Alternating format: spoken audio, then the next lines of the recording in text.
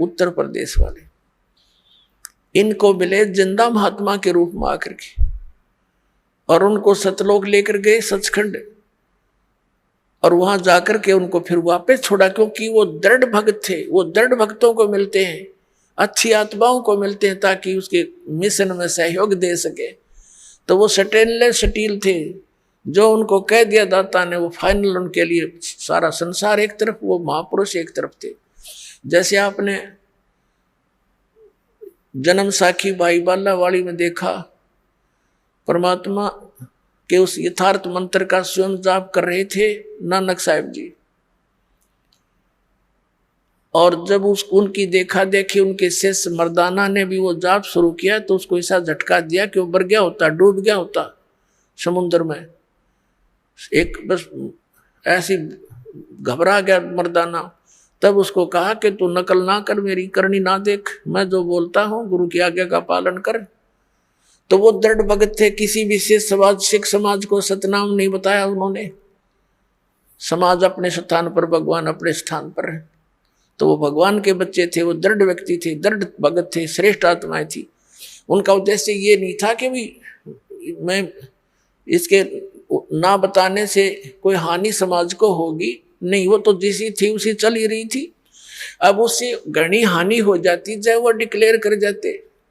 आज ये सारे नकली पंथ, ये सतलोक की महिमा गाने वाले काल के द्वारा चलाए गए सारे नकली पंथ, अब गुरु ग्रंथ साहब से पढ़कर यही नाम देते रहते। ऐसा झटका दे दिया कि डर गए सारे, पूरा सिख समाज के खबरदार देश नाम का जाप किया। मर्दाना ने किया था, मर गया होता, और गुरु जी का आदेश है, उसकी आज्ञा की अवहेलना हो जाएगी, ऐसा भय पैदा कर गए। क्या वो हमारे हितैषी नहीं थे? वो परम हितैषी थे, वो जानी जान थे कि आग लग जाएगी, जाइए मंत्र दे दिया तो नाश हो जाएगा बात का। तो ऐसे उन दृढ़ भक्तों को परमात्मा आकर मिलते हैं। तो ये तीसरी स्थिति थी उनकी। अब उनको हिदायत दे दी थी कि समय आने पर इसको फिर देंगे अपने बच्चों को। अब जैसे कोई भी हिंदू धर्म में देख लो, सिख धर्म में देखो, विशेषकर इन दोनों धर्मों में दास देख रहा है। बाकी मुसलमान धर्म से और ईसाई धर्म के क्या क्रिया है इतना विशेष दास परिचित नहीं है। इतना अवश्य है कि वो मुसलमान धर्म के लोग भी बलि चढ़ाते हैं, कुछ हिंदू समाज के भी चढ़ाते हैं। ये गलतियां हैं दोनों की। लेकिन यहाँ दास देख रहा है कि यहाँ विशेष धर्म की व्यवस्था है। जैसे सिख समाज के अंदर वाणी का पाठ और वहाँ उनका लंगर चलता है।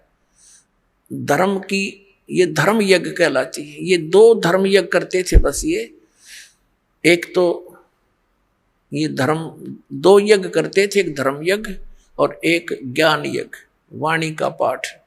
तो इनसे क्या होता है, मोक्ष नहीं हो सकता संग जन्म भी इन क्रियाओं से, लेकिन मनुष्य के शरीर की संख्या बढ़ जाती है।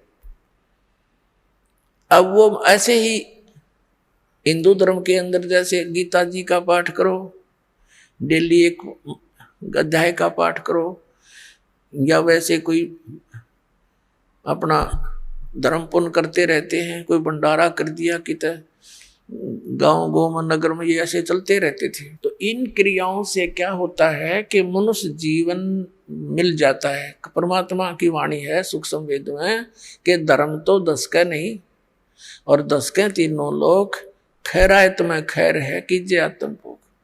और दूसरा ये था, तो उससे क्या होता है, जैसे यज्ञ है ये ग्लूकोस है।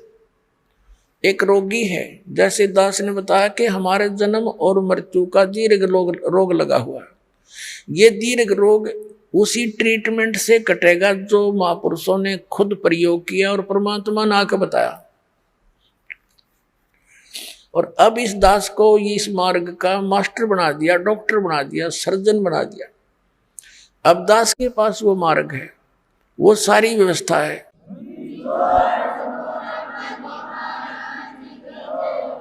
और उन महापुरुषों ने क्या किया कि इस पूरे मानव समाज का ग्लूकोस लगा दिया। ग्लूकोस जो होता है ये रोग नहीं नाश करता, ये शरीर को नष्ट होने से बचाता है, पानी की अक्षति पूर्ति करता है।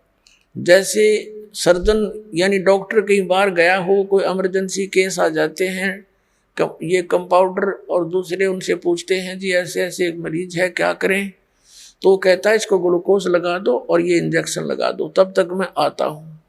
तो वो घंटे 2 घंटे या अगले दिन भी आता है, तो वो ग्लूकोज लगाने से वो शरीर उसका नष्ट नहीं होता, और आके फिर वो चेक करके उसको जो ट्रीटमेंट देना है वो डॉक्टर देगा, रोग कटेगा उस डॉक्टर के उस ट्रीटमेंट से या ऑपरेशन से, जो भी वो चाहेगा, सर्जरी से। ग्लूकोज उसकी रक्षा करती रही, शरीर का नाश नहीं होने दिया। तो इस मानव समाज को वो महापुरुष ग्लूकोज लगा के इन यज्ञों का ओनली बस ये ट्रीटमेंट नहीं दिया उस समय, क्योंकि कुछ ऐसी स्थिति थी।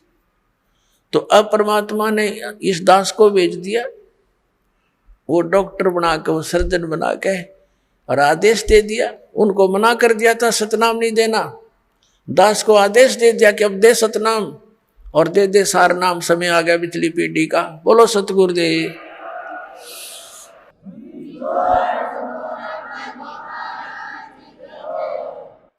तो पुण्यात्माओं जो प्रसंग चल रहा है कि इन दृढ़ आत्माओं ने परमात्मा के प्रत्येक आज्ञा का पालन कर लिया। अब जैसे बात चली है कि ज्ञान देकर ही आप ले जाना अपने बच्चों को, आपका ज्ञान स्वीकार करें आपका। अब जैसे परमात्मा मिले थे हजरत मोहम्मद को, जिससे मुसलमान धर्म चला, अब वो अच्छी आत्मा थी, दृढ़ भक्त नहीं थे वो। अब यहाँ उनके लाखों शिष्य हो गए थे, परमात्मा उनको आए मिले, जैसे वो अपने विधान अनुसार अच्छी आत्माओं को मिलते हैं। गोता मारू स्वर्ग में जा बैठू पाताल, कह कबीर में खोजता फिरूं ढूंढता फिरूं अपने हीरे मोती लाल। हजरत मोहम्मद जी को मिले, हजरत मोहम्मद जी को कहते हैं हम वहां ले गयो सतलोक में, इच्छा रूपी वहां नहीं रहो। उल्ट मोहम्मद मैल पठाया, गुज बीरज एक कलमा लाया। रोजा बंग नमाज दई रे, बिस्मिल की नई बात कही रे। अब जैसे परमात्मा कहते हैं हम हजरत मोहम्मद को वहां ले गए, जैसे नानक साहिब जी को ले गए, गरीबदास साहिब जी को ले गए, धर्मदास साहिब जी को ले गए, और गीसादास साहिब जी को, दादू साहिब जी को ले गए, मुल्कदास साहिब जी को लेकर गए, फिर छोड़ दिए। उन्होंने दृढ़ होकर के भगवान की प्रत्येक बात को स्वीकार किया। उन्होंने तो वही कह दिया था भगवान हमें यहीं रख लो, लेकिन हजरत मोहम्मद वहां नहीं रहे, अपनी मर्जी से न बोले नहीं जी मैं तो वहीं ठीक हूँ, और वहां भी मैंने बहुत प्रचार करना है, बहुत अभी तो काम अधूरा रहता है। अब परमात्मा ने सोची चल इसको कुछ राहत दे देते हैं। उसको उनको क्या बताया फिर परमात्मा ने कि रोजा बंग नमाज दई रे, बिस्मिल की नहीं बात कही रे। हजरत मोहम्मद जब पहली बार गए तब तो वो काल तक सीमित थे, पर्दे के पीछे से आवाज आई थी नमाज करो, 50 नमाज करने की कही थी। फिर दोबारा प्रार्थना की, कुछ कम कर दी, फिर और प्रार्थना करी, फिर कम कर दी। लास्ट में 5 बार की नमाज पर फाइनल हुआ था उनका कि 5 बार तो नमाज करना ही करना पड़ेगा। और रोजा मीन व्रत और बंग आवाज लगाना, हे भगवान दया करियो, आवाज लगाकर आवाज ये साधना करना। तो कहते हैं उस हजरत मोहम्मद जी जहां से ये आदेश लेकर आए थे, उसमें भी उस काल भगवान ने भी इनको बिस्मिल करने का आदेश नहीं दिया था। क्या बताया है कि रोजा बंग नमाज दई रे, बिस्मिल की नहीं बात कही रे।